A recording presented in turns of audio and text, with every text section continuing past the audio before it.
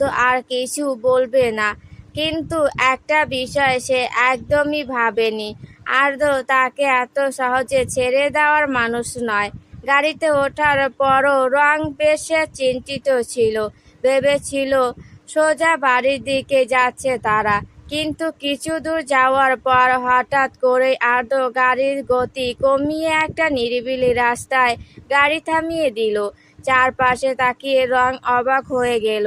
রাস্তা প্রায় ফাঁকা, দূরে দু একটা স্ট্রিট লাইটের আলো ছাড়া আর কিছু চোখে পড়ছে না।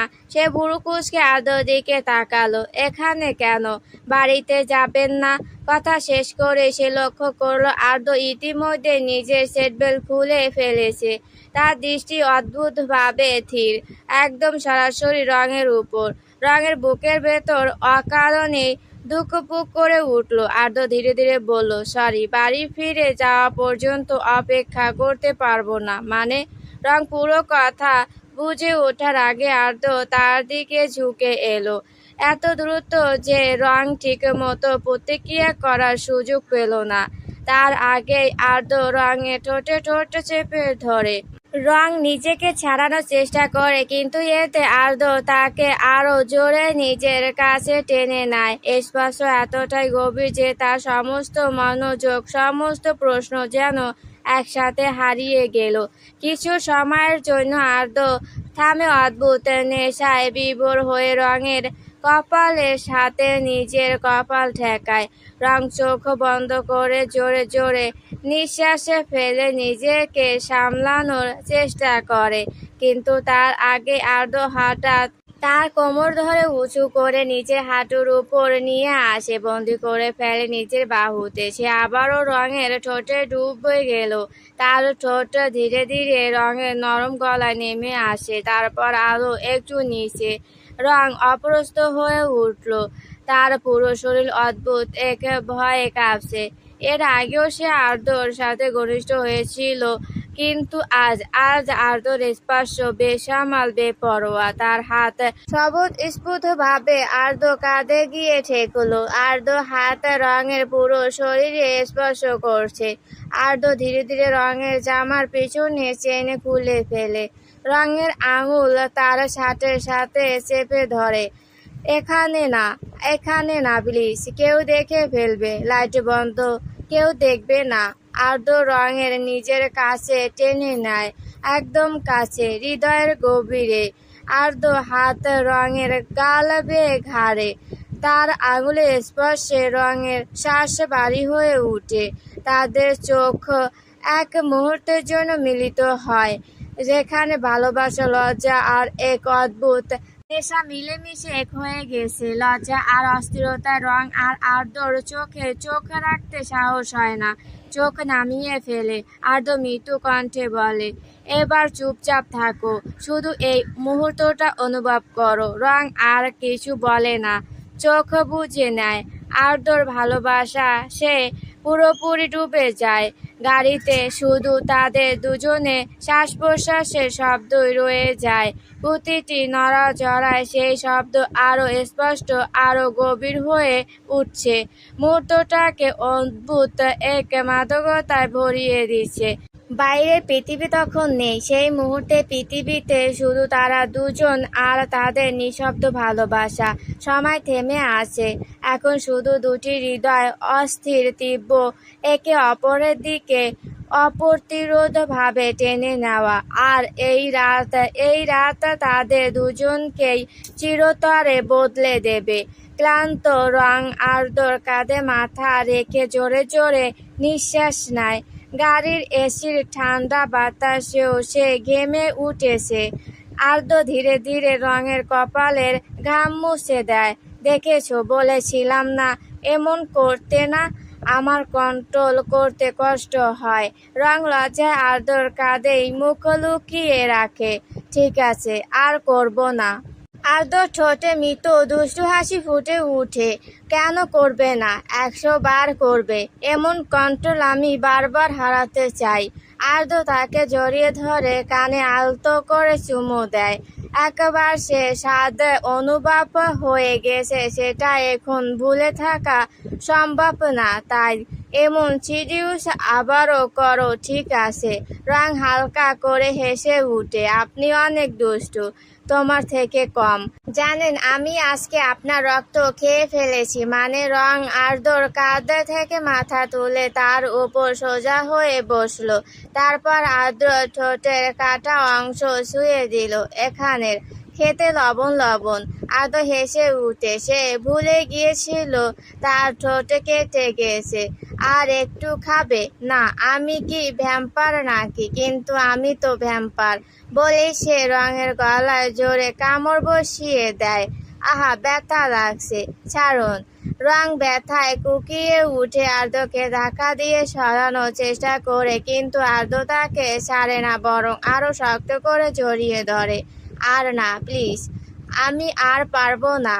কিন্তু আর্দ্র থামে না, তার স্পর্শে কোনো রুক্ষতা নেই, আছে অধিকার গভীর যত্ন। সে রঙের গলায় ঝুঁকে পড়ে, যেন প্রতিটি নিঃশ্বাসে তাকে অনুভব করতে চায়। আর একটু, বেশি না, এই একটু। আর্দ্র আবারও রঙের মধ্যে ডুবিয়ে দেয় নিজেকে।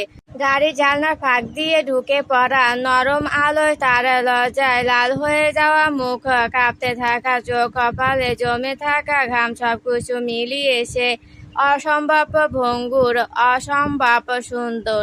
এই ভঙ্গুরতাই আর্দ্রকে আরো গভীরভাবে টেনে নেয়। রঙের এই লজ্জা আর্দ্রর অনুভূতিকে আরো গভীর করে তোলে, আরো আকর্ষণীয়, আরো ক্ষুধার্ত করে তোলে। সে ক্ষুধার্ত, দিশে হারার মতো রঙের অঙ্গনের প্রতিটা অংশে চুমু খেতে থাকে, নিজের কাছে টেনে লাফাইতে দেয় গলায়, কাঁদে। তার প্রতিটা স্পর্শের চিহ্ন রেখে দেয় রঙের নগ্ন দেহে। সে দিশেহারা নয়, বরং নিঃশব্দে আবিষ্ট।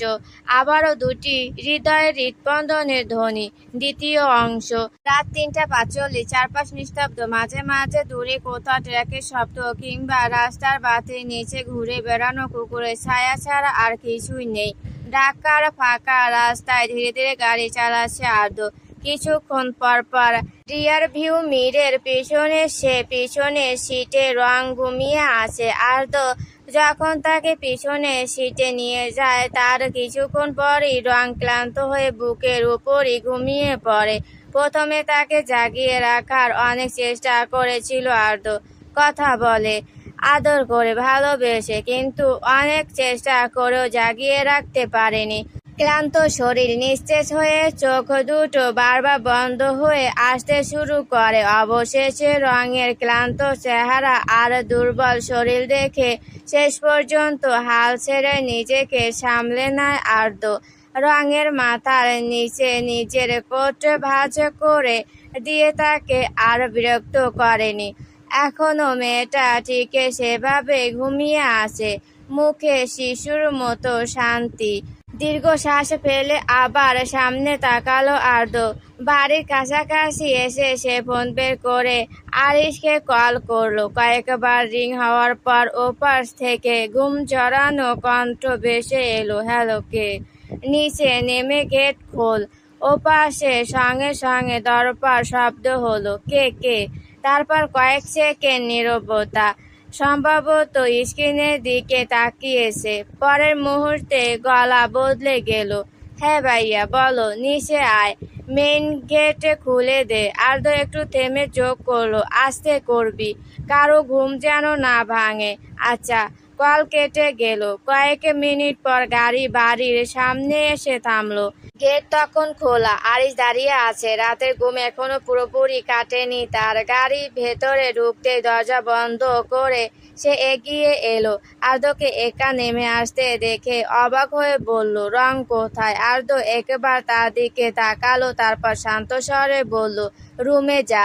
আরিশ কিছু বলতে গিয়েও থেমে গেল, কারণ ঠিক তখনই আর্দ্র পিছনে দরজা খুলল। ভেতরে ঘুমন্ত রংকে দেখে আরিশের মুখে ধীরে ধীরে মুচকি হাসি ফুটে উঠল। যা বোঝা সে বুঝে গেছে। সে আর কিছু বলল না, শুধু মাথা নেড়ে বাড়ির ভেতরে চলে গেল। আর্দ্র রঙের দিকে ঝুঁকলো। রং, উঠো, আমরা বাড়ি চলে এসেছি। রং নড়ল না, কোনো সাড়া নেই, চোখও খুলল না। আরাম করে সিটের সঙ্গে গা এলিয়ে ঘুমিয়ে আসে। আর্দ্র আর জাগানোর চেষ্টা করলো না, খুব সাবধানে তাকে কোলে তুলে নিল। ঘুমের মধ্যেই রং অভ্যাসবশত তার শার্ট আঁকড়ে ধরল। মুহূর্তের জন্য আর্দ্র থেমে গেল, তারপর নিঃশব্দে বাড়ির ভেতরে ঢুকে পড়ল। রুমে এসে ধীরে ধীরে তাকে বিছানায় শুয়ে দিল। রং একবারও জাগলো না, মনে হচ্ছে পৃথিবী উল্টে গেল, তার ঘুম ভাঙবে না। বালিশের উপর সরিয়ে থাকা চুলগুলো মুখের পাশে এসে পড়েছিল। আর্দ্র পাশে বসে সেগুলো সরিয়ে দিল, আলতো করে কানের পিছনে গুজে দিল কয়েকটা এলোমেলো গোছা। ঘুমের মধ্যে রঙের নিঃশ্বাস নিয়মিত ওঠানামা করছে, মুখটা অদ্ভুত শান্ত। আর্দ্র ঠোঁটের কোণে অজান্তে হাসি ফুটে উঠল। আঙুলের ডগা দিয়ে খুব আলতো করে তার কপালে স্পর্শ করলো। আজ তোমাকে একটু বেশি ক্লান্ত করে ফেলেছি, তাই না? অবশ্য উত্তর পাওয়ার কোনো সম্ভাবনা নেই। রং গভীর ঘুমে। আর্দ্র একটু ঝুঁকে তার কপালে নরম একটা চুমু এঁকে দিল। চোখে অদ্ভুত কোমলতা নেমে এলো। সরি সুইটার, ফিসফিস করে বলল সে। Next time I will be more careful. কথাটা বলে নিজেই থেমে গেল, যেন নিজের কথাটায় নিজেই বিশ্বাস করতে পারছে না। রঙের কাছে নিজেকে কন্ট্রোল করতে পারবে সেটা ভেবে যেন নিজেরই হাসি আসছে। সে ঘুমন্ত রঙের দিকে তাকিয়ে দীর্ঘ নিঃশ্বাস ফেলে। মনে হচ্ছে পারবো না। তোমার ব্যাপারে আমার সব সিদ্ধান্ত, সব যুক্তি, সব আত্মনিয়ন্ত্রণ শেষ পর্যন্ত কোথায় যেন গিয়ে হারিয়ে যায়। কিছুক্ষণ চুপচাপ তার দিকে তাকিয়ে রইল আর্দ্র। তারপর হাতটা অজান্তেই নিজের ঠোঁটের কাটা অংশে গিয়ে থামলো। সঙ্গে সঙ্গে মনে পড়ে গেল সেই কালো পোশাকের লোকটার কথা, অন্ধকার রাস্তায় লুকিয়ে ছবি তোলা আর তারপর পালিয়ে যাওয়া। মুহূর্তের মধ্যে তার চোখের কোমলতা মিলিয়ে গেল, চল শক্ত হয়ে উঠল। লোকটা কে ছিল? কেন রঙের ছবি তুলছিল? আর সবচেয়ে বড় কথা, রঙকে লক্ষ্য করেই কেন? একটা ঠান্ডা অস্বস্তি বুকের ভেতর ছড়িয়ে পড়লো। আর্দ্র ধীরে ধীরে দৃষ্টি ফিরিয়ে আনলো ঘুমন্ত রঙের দিকে।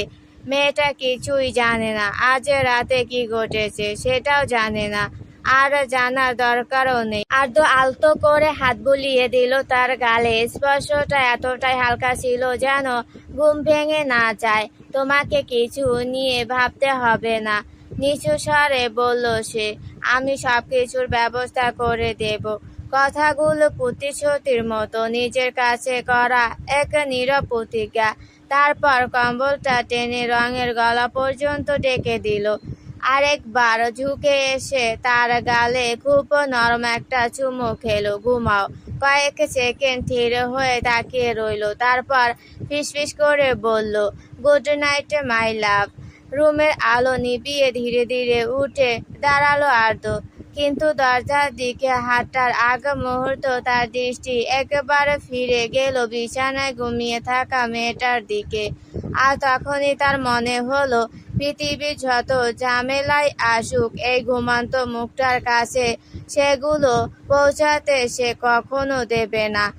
ফোনের অ্যালার্মের বিরক্তিকর শব্দে রঙের ঘুম ভাঙল। চোখ না খুলেই হাত বাড়িয়ে মাথার পাশে রাখা ফোনটা খুঁজে বের করলো। কয়েকবার ভুল জায়গায় টাচ করার পর অবশেষে অ্যালার্ম বন্ধ হলো। ঘুমে ঝাপসা চোখ খুলে চারপাশে তাকাতে সে নিজেকে আবিষ্কার করলো নিজের রুমে। রং হঠাৎ করে ধড়ফড় করে উঠে বসলো। জানালার ফাঁক গলে সকালের মিষ্টি রোদ ঘরে ঢুকছে। সবকিছুই স্বাভাবিক, অস্বাভাবিক শুধু তার মাথার ভেতরটা। সে তো গত রাতে আর্দ্র তার গাড়িতে ছিল, সেখানেই তারা রঙের চোখ বড় বড় হয়ে গেল। সে তরক করে মাথা ঝাঁকলো। না না, ওসব এখন ভাবার সময় না। কিন্তু তাহলে সে নিজের রুমে এলো কিভাবে? যতটুকু মনে আছে, রাতের একটা সময় সে ভীষণ ক্লান্ত হয়ে পড়েছিল, তারপর আর কিছু মনে নেই। রং তাড়াতাড়ি নিজের পোশাকের দিকে তাকালো। গতকালের সেই একই জামা, সে কয়েক সেকেন্ড ধীর হয়ে বসে রইল। তাহলে কি আর্দ্র তাকে নিয়ে এসেছে? তারপর নিজেকে ধমক দিল, অবশ্যই আর্দ্র নিয়ে এসেছে। আর কে আনবে? কিন্তু কথাটা বলে আবার থেমে গেল। কিভাবে? রাতে তাদের কেউ দেখেনি তো? আম্মু, দারোয়ান আঙ্কেল, বাড়ির কাজের মানুষ, কেউ যদি দেখে থাকে? আর এখন আর্দ্র কোথায়? একটার পর একটা প্রশ্ন মাথায় এসে এমনভাবে ভিড়ে জমাতে লাগলো যে রঙের মনে হলো তার ব্রেনটাই যে কোনো মুহূর্তে হ্যাঁ হয়ে যাবে। সে দীর্ঘশ্বাস ফেলে বিছানা থেকে নামলো, কিন্তু দাঁড়াতে শরীরের ভেতর অদ্ভুত এক অস্বস্তি অনুভব করলো। একটা অচেনা অনুভূতি, যেটা আগে কখনো হয়নি। রং কয়েক মুহূর্ত ধীর হয়ে দাঁড়িয়ে রইল। তারপর হঠাৎ করেই গত রাতের কিছু স্মৃতি মাথায় ভেসে উঠল। এটাই কি তাহলে ভালোবাসার মুহূর্তে পরবর্তী প্রতিক্রিয়া নাকি? সাথে সাথে তার গাল দুটো টকটকে লাল হয়ে গেল। ওইসব ভাবা বন্ধ কর রং। দু হাত দিয়ে নিজের মুখ ঢেকে ফেলল সে। ভালোই হয়েছে আর্দ্র এখন সামনে নেই, না হলে তার এই অবস্থা দেখে মজা করতো। নিজের লজ্জা সামলাতে সামলাতে রং বাথরুমে ঢুকলো, কিন্তু আয়নার সামনে গিয়ে দাঁড়ানোর পর তার মুখের হাসি মুহূর্তে মিলিয়ে গেল। পরিবর্তে দেখা দিল খাঁটি আতঙ্ক। এইসব কি? রং প্রায় চিৎকার করে উঠল। গলার পাশে বেশ কয়েকটা লালচে দাগ, কাঁধের কাছে আরো কয়েকটা। আর রং দ্রুত জামার চেনে উপরে তুলল, তারপর আবার নামালো, আবার তুললো, আবার নামালো। দাগগুলো কোথাও যাচ্ছে না, একটাও না। সে হতভম্ব হয়ে আয়নার দিকে তাকিয়ে রইল। পুরো শরীর জুড়ে আর্দ্র ভালোবাসার চিহ্ন, গলায়, কাঁধে, বুক জুড়ে লাভ বাইট। মনে হচ্ছে রঙের শরীর কোনো সাদা ক্যানভাস, আর আর্দ্র তার প্রতিটা অঙ্গে নিজের সিগনেচার দিয়ে গেছে। এই লোকটা শেষ পর্যন্ত আমাকে পাগল করে ছাড়বে। এইসব নিয়ে বাইরে যাব কিভাবে আমি? রং আয়নার সামনে দাঁড়িয়ে মরিয়া হয়ে কলার টানতে লাগলো। এখন সে বাইরে যাবে কিভাবে? আম্মু যদি দেখে, আর সবচেয়ে বড় কথা আরিশ যদি দেখে না, সেটা হলে সে আজীবন শান্তিতে বাঁচতে পারবে না। বাড়ি থেকে বের হয়ে দেখে আরিশ তার জন্য বাইকে বসে অপেক্ষা করছে। এখন সাধারণ আর্দ্রই রংকে কলেজে পৌঁছে দেয়, কিন্তু আজ পরিস্থিতি একটু ভিন্ন। সারফাস ঢাকার বাইরে থাকায় অফিসের বাড়তি দায়িত্ব প্রায় সবটাই আর্দ্রর কাঁধে এসে পড়েছে। সকালে রঙের ঘুম ভাঙার আগেই সে অফিসে চলে গেছে। অবশ্য এতে রঙের কোনো সমস্যা হওয়ার কথা না। আর্দ্র ঢাকায় ফেরার আগে সে প্রতিদিনই আরিশের বাইকে কলেজে যেত, আবার ফিরত। আরিশের পিছনে বসে যাতায়াত করা তার কাছে একদম স্বাভাবিক ব্যাপার, কিন্তু আজ সবকিছু অস্বাভাবিক লাগছে। কারণ সকাল থেকে আরিশ এমনভাবে হাসছে যেন পৃথিবীর সবচেয়ে মজার কৌতুকটা শুধু সে একাই জানে। রং বিরক্ত মুখে বাইকে উঠে হিজাবটা আরেকবার ঠিক করলো। গরমের দিনে সে সাধারণত হিজাব পরে না, কিন্তু আজ বাধ্য হয়েছে। গত রাতের কিছু প্রমাণ গলা এখনো স্পষ্টভাবে রয়ে গেছে। সেগুলো দেখা গেলে সে আর বেঁচে থাকবে না। হঠাৎ লক্ষ্য করলো সামনে বসা আরিশ বাইক চালাতে চালাতে কিছুক্ষণ পরপর খিলখিলে করে হেসে উঠছে। রং চোখ সরু করে তাকালো। আরিশ, কি করছিস? ড্রাইভিংয়ে ফোকাস কর। আরিশ আবারও হাসলো। কিছু না। রং বিরক্ত হয়ে দীর্ঘশ্বাস ফেললো। এত হাসছিস কেন? স্টপ লাফিং। হাসি নাকি? হ্যাঁ হাসছিস। সকাল থেকে গলির মোড়ে রহিম পাগলের মতো হাসছিস। আরিশ এবার আর নিজেকে সামলাতে পারলো না, একটা বড়সড় হাসি বেরিয়ে গেল। আসলে তোকে দেখলেই হাসি পাচ্ছে কেন? আরিশ নাটকীয় ভঙ্গিতে গলা পরিষ্কার করলো। গত রাতের যা দেখেছি সেটা ভাবলে। আরিশ কয়েক সেকেন্ড চুপ রইল, তারপর এমন একটা হাসি দিল যে রঙের ভেতরটা কেঁপে উঠল।